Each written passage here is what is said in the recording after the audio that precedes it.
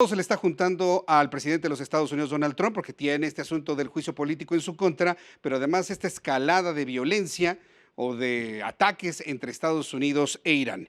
Tengo en la línea telefónica a Adolfo Laborde, él es internacionalista, que ha estado muy atento de estas acciones militares de Estados Unidos en contra de Irán, las respuestas de Irán y las amenazas de Donald Trump. Adolfo Laborde, gusto en saludarlo, bienvenido, muy buenas tardes. Buenas tardes, el gusto es mío. Muchas gracias. ¿Hacia dónde nos estamos dirigiendo con esta escalada entre Estados Unidos e Irán desde su punto de vista, con lo que ya hemos visto desde el pasado viernes? A un callejón sin salida en caso de que las declaraciones de ambos bandos no se materialicen, o si se materializan podemos encontrar pues una complejidad mayor, dado que no es un tema solamente de Irán y Estados Unidos. Ya sabemos que esto se ocasiona en Irak, donde Estados Unidos tiene una presencia desde hace muchos años, desde el 2003, antes de hecho, y posteriormente pues hay una serie de sucesos que nos permiten pensar que la complejidad, repito, de lo que está pasando en Medio Oriente no se explica solamente por las amenazas de ambos bandos.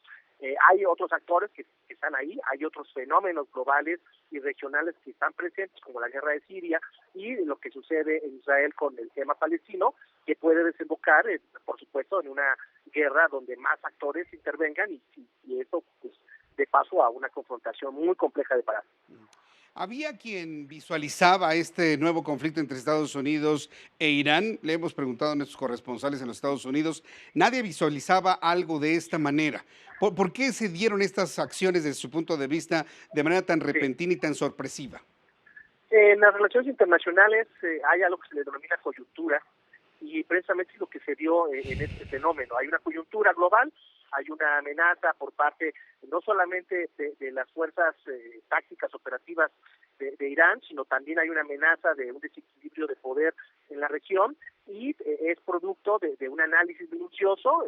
Yo no pienso que haya sido una estrategia caprichosa del señor Trump. Había realmente una amenaza de tener bajas considerables en sus blancos o sus intereses en la región, y por eso actuaron. Esto, repito, no se explica de la noche a la mañana. Hay un proceso de endurecimiento de la política de Estados Unidos hacia Irán con las sanciones económicas que han ocasionado, por supuesto, inestabilidad política en este país. No hay que olvidar lo que sucedió hace aproximadamente un mes con las movilizaciones y la represión del gobierno iraní con la gente que está en descontento con la economía de ese país, que no marcha nada bien, por supuesto. Ahora, ¿esta acción realmente abona para Donald Trump para salir bien librado del juicio frente al Senado estadounidense e inclusive para sus intereses de reelegirse a la Casa Blanca durante este año 2020? Es probable, pero me parece que aquí la lógica va más allá de ello.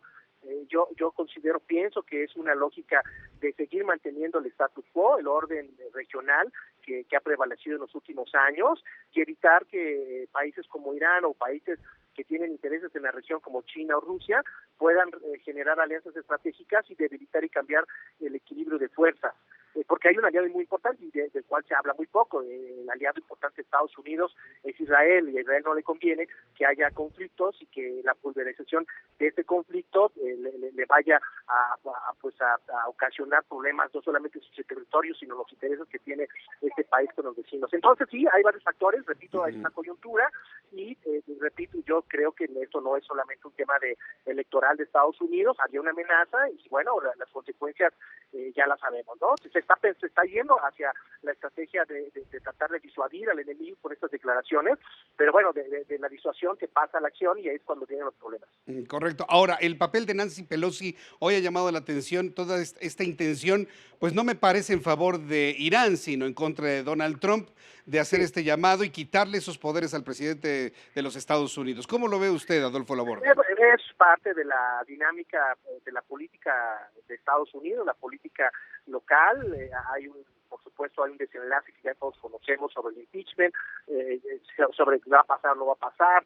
Hay una competencia por el liderazgo y por las elecciones de este año, y eso, pues lógicamente, pues es solamente pura retórica, porque en términos prácticos el presidente de Estados Unidos tiene la capacidad, el apoyo legal para poder actuar en consecuencia, y además los demócratas no tienen el apoyo de una gran cantidad de su bancada para poder cambiar esto, ¿no? Entonces es muy complicado. Sí. También hay una hipótesis que está por ahí, que si un presidente inventa una guerra en Estados Unidos, seguramente ganará la reelección. Sí, eso ha sucedido, pero me parece que estamos ante otro fenómeno. Ahora bien, la percepción, ante la complejidad del asunto, la percepción de la opinión pública, no nada más en México, sino a nivel mundial, es de que estamos encaminándonos a una tercera guerra mundial. ¿Por qué se da esa percepción? Es decir, ¿cuáles son los Sí. elementos que se observan para tener una percepción tan grave como lo que significaría una tercera guerra mundial?